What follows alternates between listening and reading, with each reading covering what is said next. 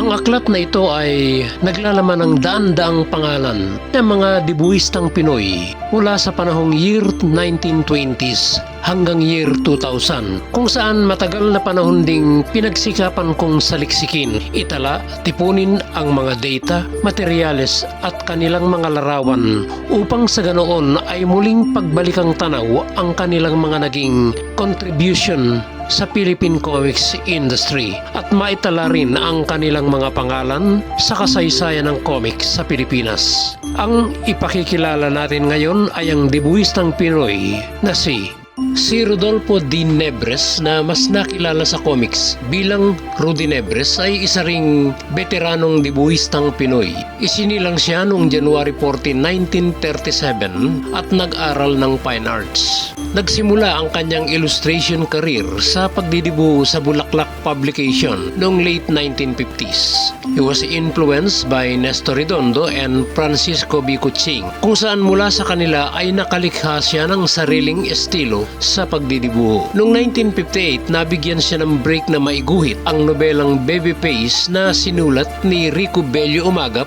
at nalathala sa Extra Comics.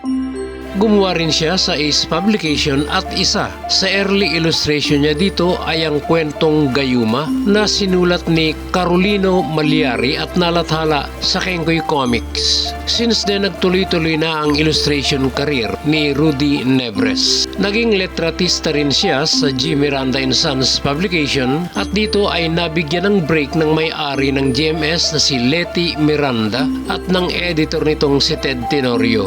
Dumami ang kanyang trabaho at naging top short story illustrator.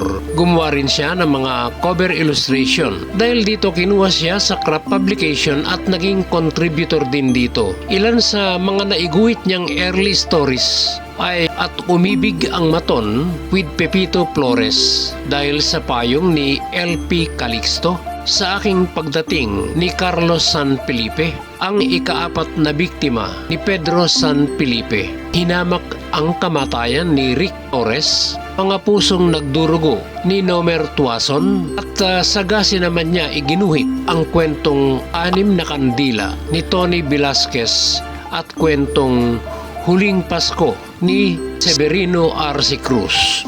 Nakapagdibuho rin si Rudy Nebres sa Bal Publication. Sa True Confession Comics niya ginawa ang Dear Eddie, True Stories with Eddie Ilarde at Ang Pasko sa Buhay Ko ni Felix Rizate. Noong 1964, kinata at ginuhit naman niya ang kanyang nobelang Anino ni Aguila na nalathala sa Craft Classic. Sa panahon ng illustration career ni Rudy Nebres sa local comics, marami rin siyang mga kilalang writer-novelist na nakatandem. Ilan dito sina Antonio S. Velasquez sa nobela niyang Ang Misis Kong Sekretarya at kwentong Rosana.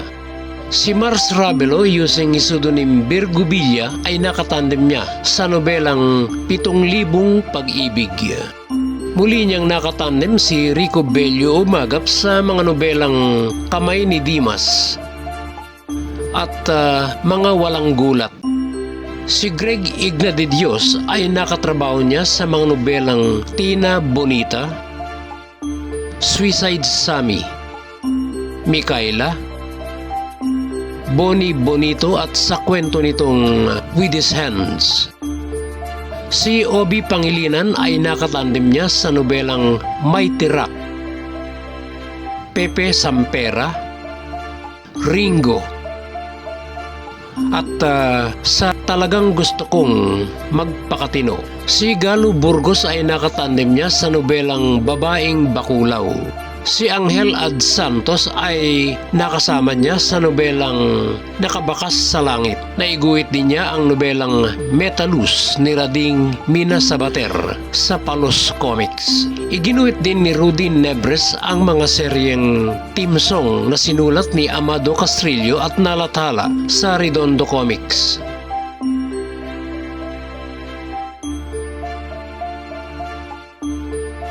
Si Pedro San Felipe naman ay nakatandem niya sa seryeng Memories na sa Craft Publication din nalimbag. Si Pat B. Reyes ay nakatrabaho niya sa seryeng Magkwento Ka Puso.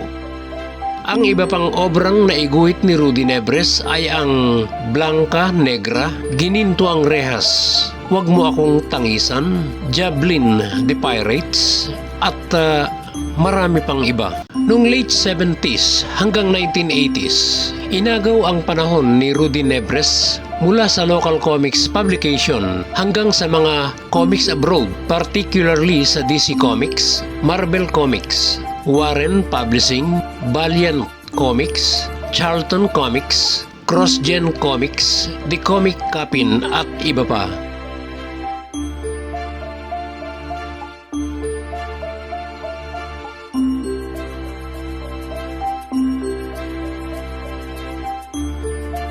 Ilan sa mga American Comics karakter na naiguhit ni Rudy Nebres ay ang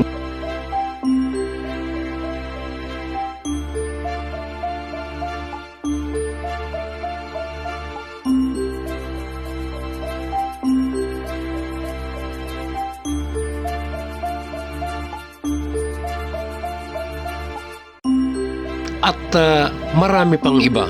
Noong 1981, nabigyan si Rudy Nebres ng Award for Excellence in Doing Series like Angel and Vampirella sa Warren Publishing. Noong year 2000, SQP Incorporated published The Art of Rudy Nebres, a collection of fan commission. At noong 2012, Rudy Nebres received an Inkpot Award sa San Diego Comic Con at noong 2017, he also received the Inkwell Awards Joe Sinnott Hall of Fame Award for an inking career in American Comic Book of Outstanding Accomplishment. Sa kasalukuyan, si Rudy Nebres ay nakabase sa New Jersey, USA. Siya si Rodolfo D. Nebres na mas nakilala bilang Rudy Nebres sa comics, isang debuhistang Pinoy at ang kanyang mga iginuhit na obra. Sa mga interesado sa content ng mga info video na ibinabahagi ko dito tungkol sa comics at saka sa mga personalidad na naging bahagi ng comics noon, huwag lamang po sana ninyong kalilimutang i-click na rin ang subscribe at bell button na nasa ibaba upang sa ganoon, lagi kayong mauna sa mga update na ginagawa ko sa aming Comics Page TV. Thank you very much and God bless you all.